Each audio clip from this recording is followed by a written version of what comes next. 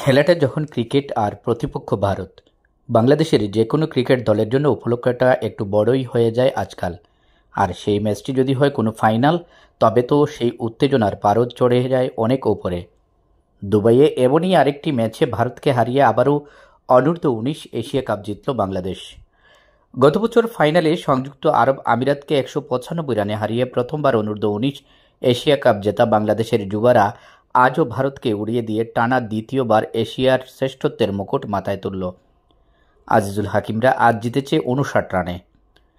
টসে হেরে ব্যাটিং পাওয়া বাংলাদেশ অনূর্ধ্ব-19 দল ৪৯.১ ওভারে অল আউট হওয়ার আগে করতে পেরেছিল ১৯৮ রান।